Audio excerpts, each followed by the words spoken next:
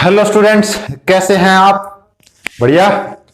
चलिए आ गए हैं एक धमाकेदार और वेरी इंपॉर्टेंट लेक्चर के साथ, ऑर्गेनिक केमिस्ट्री लेक्चर 17। चलिए स्टार्ट करते हैं। E1CB थर्ड टाइप है, पहली E2 फिर E1 फिर E1CB। E1CB क्या है? Elimination via conjugate base. Elimination कर रहे हैं through a conjugate base. Clear? यहां पे क्या होगा, जैसे कि कहां पे एप्लीकेबल है, जहां पे पुअर लिविंग ग्रुप है, जैसे फ्लोरीन है, ये मोस्ट इलेक्ट्रोनेगेटिव एलिमेंट है पीरियोडिक टेबल में, जानते होंगे आप। तो इसको क्या है, इलेक्ट्रॉन की भूख है। अब ये जो है, ये इलेक्ट्रॉन को छोड़ के जाना नहीं चाहता, तो ये पुअर लिविंग ग्रुप है। और जैसे कि स्ट्रॉन्ग बेस इस तरह से, या सोडामाइड, इनको हम यूज करेंगे E1CB में। ये कोई कंपाउंड है, मान लीजिए 1 2 3 4, क्या नाम होगा इसका? 2 फ्लोरो ब्यूटेन, है ना। मतलब कोई भी कंपाउंड देखो, उसका एक बार आईपीसी करने की कोशिश क्या करो, वरना भूल जाओगे, है ना। तो यहां पे सोडामाइड लिया, NH3 निकाल दिया। NH3 निकाला तो यहां पे एक कार्ब एनाइन फॉर्मेशन हुई। अब अपने को पता है ये एक कार्बन से जुड़ा हुआ है, तो ये प्राइमरी कार्बोनाइन है, और ये 2 कार्बन से जुड़ा हुआ है, एक कार्बन ये, तो ये सेकेंडरी कार्बोनाइन है। अब अपने को पता है कि कार्ब एनाइन में स्टेबिलिटी का ऑर्डर क्या होता है? सबसे ज्यादा प्राइमरी, सेकेंडरी एंड टर्शरी। तो ये ज्यादा स्टेबल होगा, ये वाला more stable, and this is less stable. Clear, है ना। अब मोर स्टेबल का जो कंपाउंड बनेगा वो मेजर होगा, और लेस स्टेबल का जो कंपाउंड बनेगा वो माइनर होगा। इस स्टेप में कुछ नहीं किया है, खाली यहां से फ्लोरीन निकाल दिया। फ्लोरीन निकाल दिया तो डबल बॉन्ड यहां शिफ्ट कर गया, और यहां से निकाला है तो डबल बॉन्ड यहां शिफ्ट कर गया। नेक्स्ट है एंटी एलिमिनेशन, जिसको हम क्या बोलते हैं? डीहाइड्रोहेलोजिनेशन। यानी कि डिहाइड्रेशन भी हो रहा है और डीहेलोजिनेशन, मतलब हेलोजन भी हट रहा है। जैसे जैसे जैसे यहां पे देखो, ये हेलोजन है, ये भी हट रहा है, और पानी भी हट रहा है। तो पानी क्या बोलते हैं? हाइड्रो डीहाइड्रो हेलोजिनेशन प्रोसेस इसका नाम है। ये कोई भी कंपाउंड, जैसे मीजो कंपाउंड है ना, मीजो कंपाउंड कैसे? ये हाफ रोटेट करेगा, ये हाफ रोटेट करेगा। इसको रेसिमिक भी बोल सकते हैं, रेसिमिक मिक्सचर। तो यहाँ पे अगर हम इसको इसमें दिखाना चाहें इस तरह से, तो कुछ इस तरह से दिखेगा। यहाँ पे रिपल्शन होगा, यहाँ पे रिपल्शन, इन दोनों में रिपल्शन, इन दोनों में तो फिर भी कम होगा। तो हमने क्या किया, इसको रोटेट कर दिया। रोटेट करके ये कौन सी है? इक्लिप्स्ड, याद होगी। और ये कौन सी है? स्टैगर्ड। अरे भूल गए भैया, ये तो याद होगा कि स्टैगर्ड जो है इक्लिप्स से ज्यादा स्टेबल होता है। बस ये याद करना है, ये ज्यादा स्टेबल है, ये कम है। ठीक, तो पहले हम इसको स्टेबल फॉर्म में लेके आए, फिर हमने हाइड्रोक्साइड आयन का अटैक करवाया हाइड्रोजन पे। यहां पे क्या हुआ, इसने H2O बनाया और ये हमने निकाल दिया। साथ के साथ क्या निकाल दिया? एक हेलोजन निकाल दिया। तो बचा क्या? ये फिनाइल, ये CH3, ये वाला CH3 और ये फिनाइल। ठीक, अब यहां पे दिख रहा होगा अपने को 2 स्टीरियोजेनिक सेंटर है, ये डबल बॉन्ड है, हाँ? तो यहां पे अपन सीसो ट्रांस बना सकते हैं, लेकिन यहां पे कौन सा कंपाउंड बन रहा है? ये, इसको हम क्या बोल रहे हैं? ट्रांस। दूसरे में देखिए रेसिमिक मिक्सचर में, यहां पे भी कुछ कहानी ऐसी है, ये दोनों साथ में, ये दोनों, हाँ ये देखिए ये दोनों ग्रुप डिफरेंट हैं। ये कैसा मिक्सचर है? रेसिमिक। ये दोनों ग्रुप डिफरेंट पोजीशन पे हैं। रोटेट करेंगे तो कुछ इस तरह से आएगा। फिर हमने यहाँ पे OH का अटैक करवाया, यहां पे क्या निकला? पानी बाहर, साथ में हेलोजन, और ये क्या बन गया? सिस फॉर्म बन गई। तो मीजो में बनेगी ट्रांसफॉर्म, और रेसिमिक में बनेगी सिस फॉर्म। याद रख सकते हो इतना? ठीक है। नेक्स्ट टॉपिक है डीहेलोजिनेशन। पीछे हमने पढ़ा था डीहाइड्रोहेलोजिनेशन, साथ में पानी भी निकल रहा था। यहां केवल डीहेलोजिनेशन, खाली हेलोजन को हम हटाएंगे यहां से। ये एक ऐसा कंपाउंड है जिसको हम बोलते हैं विसिनल हैलाइड, मतलब दोनों कार्बन पे, एडजेसेंट कार्बन पे 2 हैलाइड जुड़े हो तो उसको हम क्या बोलते हैं? Vicinal halide. अब यहां पे हमने NaI यानी कि सोडियम आयोडाइड और एसीटोन, एसीटोन का फॉर्मूला आप जानते होंगे बहुत अच्छे से, है ना। और जिंक के एसिड हमने ले लिया, तो यहां पे क्या फॉर्मेशन हो गई? पहले तो एल्कीन की, साथ में ये क्या निकल गया? हैलाइड, और ये सोडियम कंपाउंड। अब वही कहानी दो कंपाउंड के लिए देखनी है, एक तो मीजो के लिए और एक रेसिमिक के लिए। मीजो के लिए पहले कुछ अरेंजमेंट थी, हमने रोटेट करवाया, स्टेबल बनाया, फिर जो आयोडीन का आयन आया उसने IBr निकाल दिया, और ये साथ में ये Br इसके साथ निकल गया, एक Br तो I के साथ निकल गया, और एक मतलब इसमें पूरे हेलोजन को ही हम एलिमिनेट कर रहे हैं, प्योर हेलोजन। IBr है, Br नेगेटिव है, H2O कहीं पर भी नहीं है। उसके बाद क्या बन गया हमारे पास, ट्रांस। मैंने थोड़ी देर पहले ही कहा था कि मीजो कंपाउंड हमेशा क्या बनाएंगे, ट्रांस। और रेसिमिक कंपाउंड, ये हमने फिर से इसका फिशर प्रोजेक्शन बनाया, फिर हमने क्या किया, इसको रोटेट किया तो यहां पे हमने हेलोजन निकाल दिया, जिससे हमें क्या मिल गया, सिस फॉर्म। तो मीजो से ट्रांसफॉर्म और रेसिमिक से सिस फॉर्म, ध्यान रखना, ठीक है, क्या, मीजो से ट्रांसफॉर्म और रेसिमिक से। नेक्स्ट है एडिशन रिएक्शन। एडिशन रिएक्शन कई तरह की हो सकती है, जैसे डबल बॉन्ड से सिंगल बॉन्ड में कन्वर्ट हो रहा हो, सिंगल बॉन्ड से ट्रिपल बॉन्ड से डबल बॉन्ड में, डबल बॉन्ड से सिंगल बॉन्ड में, मतलब बॉन्ड टूट रहा है, एडिशन हो रहा है, एडिशन रिएक्शन। अब देखते हैं उसमें इलेक्ट्रोफिलिक एडिशन रिएक्शन। इलेक्ट्रोफिलिक मतलब इलेक्ट्रोफाइल जुड़ रहा हो। अरे इलेक्ट्रोफाइल मतलब इलेक्ट्रॉन लविंग स्पीशीज, यानी कि जिनके पास इलेक्ट्रॉन की कमी है, इलेक्ट्रॉन डेफिशिएंट स्पीशीज हैं, वही तो इलेक्ट्रॉन को अट्रैक्ट करेंगी। तो यहाँ पे देखें, एल्कीन है, HCl अटैक करेगा, तो यहाँ पे दो काम हो सकते हैं, एक तो यहाँ पे कार्बोकेटाइन बन सकता है, एक यहाँ पे, लेकिन ये वाला सेकेंडरी बनाएगा जो कि ज्यादा स्टेबल है, क्योंकि कार्बोकेटाइन का स्टेबिलिटी का मैकेनिज्म 3-2-1, एक्चुअली 3-2-1 नहीं, टर्शरी सेकेंडरी प्राइमरी। तो यहाँ पे सेकेंडरी, यहाँ पे प्राइमरी, तो क्या प्रेफर करेंगे, सेकेंडरी, तो दैट्स द कंपाउंड, जीरा सेकेंडरी, ये बन गया। ऐसे ही इसमें देख लीजिए, यहां पर भी वही बॉन्ड टूटेगा। अब यहाँ पे देखना, इस पे करूंगा तो प्राइमरी, यहाँ पे सेकेंडरी, और इस पे आया तो टर्सरी, मजा ही आ जाएगा, है ना।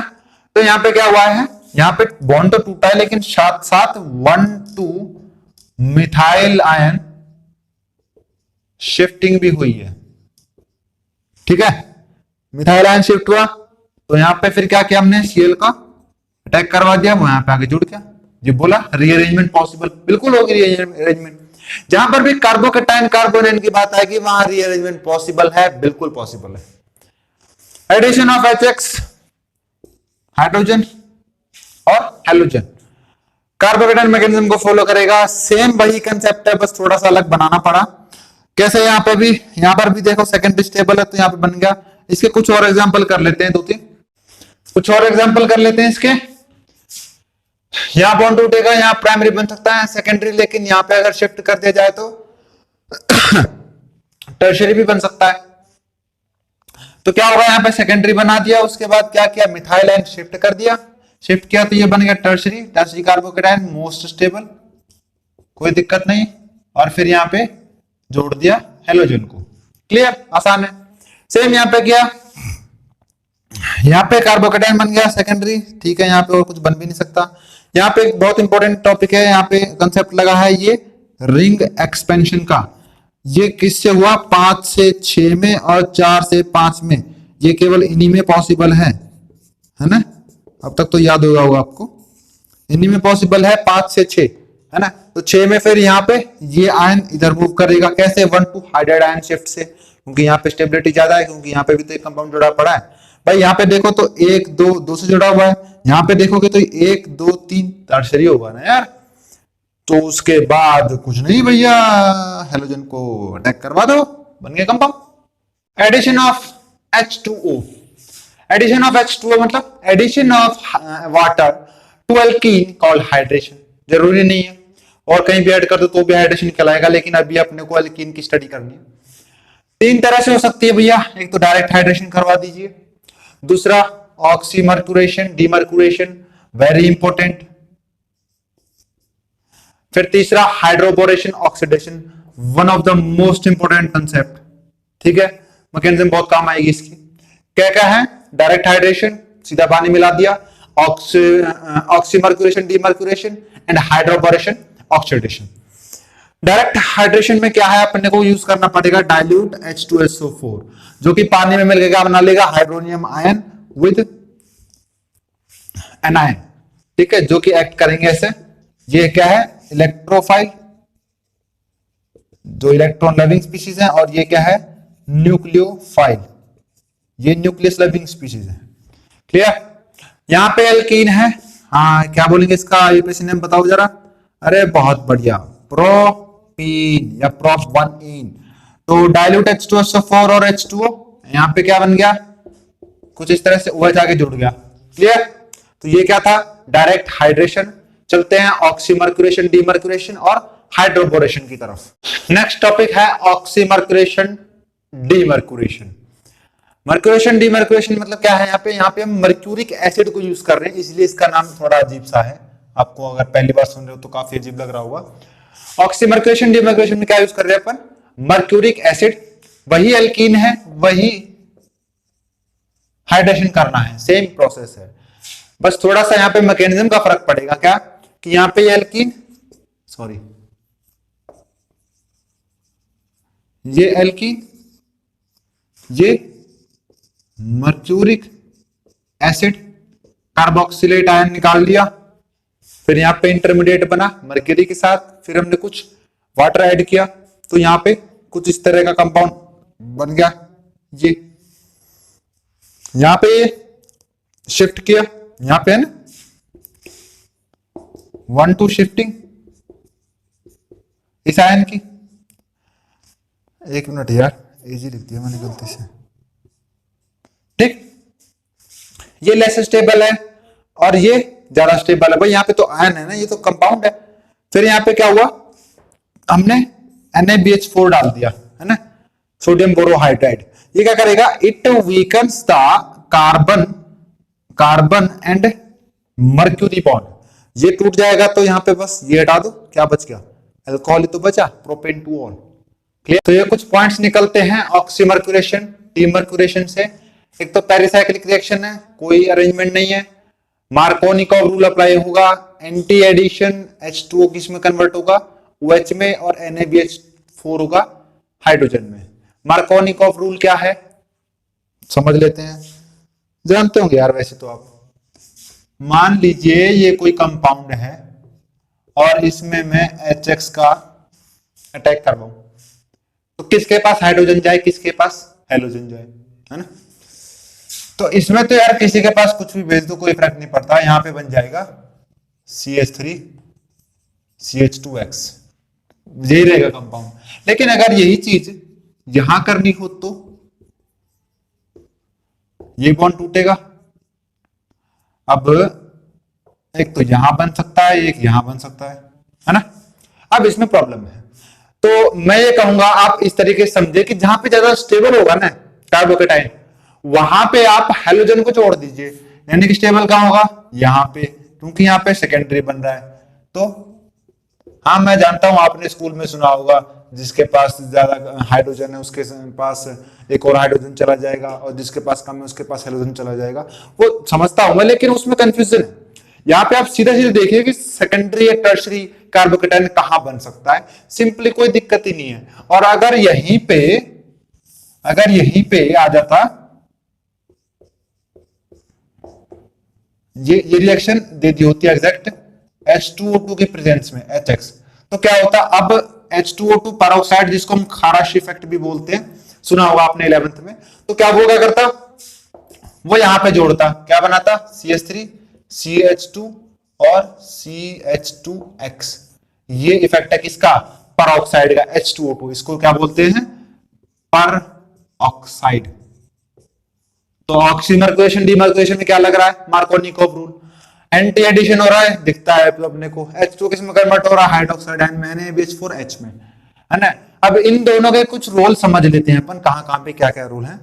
जैसे यहाँ पे है ना, तो यहाँ पे ये मर्क्यूरिक एसिड है, H2 है, ये ठीक है। यहाँ पे तो सिंपल एडिशन हो गई इसकी, इसमें तो कोई दिक्कत नहीं है, ठीक है, ये तो ठीक है। यहाँ पे देखिए डिफरेंट डिफरेंट कंपाउंड में क्या हो रहा है, ये तीनों में सेम है मर्क्यूरिक एसिड, यहाँ पे D2 है, यहाँ पे H2 है, यहाँ पे ROH है। यहाँ पे आप फर्क देखना कि यहाँ पे D2O लिया तो यहाँ पे OD आया, OH नहीं आया। OH किस साथ आता, H2O के साथ। यहाँ पे H2 है, OH तो आ गया, लेकिन यहाँ पर D आया है, ये किस वजह से आया है, NaBD4। हमने यहाँ पे अभी अभी समझा है कि सोडियम बोरोहाइड्राइड क्या देता है, हाइड्रोजन। अरे भैया ये एक गुड रिड्यूसिंग एजेंट है, रिड्यूस करवाता है। रिड्यूस कैसे करवाएगा, रिड्यूस कैसे हो सकता है, एडिशन ऑफ हाइड्रोजन। तो ये हाइड्रोजन रिलीज करेगा, दूसरे बंदे के पास जाकर हाइड्रोजन जुड़ेगा, तभी तो वो रिड्यूस होगा। तो यहाँ पे रिड्यूस हो गया, सॉरी यहाँ पे, तो यहाँ पे डी जुड़ गया, और यहाँ पे आर ओ एच है, और यहाँ पे दोनों चीज सही है, यहाँ पे तो एच जाके जुड़ गया, लेकिन यहां से ओ आर गया। क्लियर, ठीक। अल्कोहल को लोगे तो वहां पे फिर ईथर बच जाएगा, ये ईथर है ना, ईथर। क्लियर।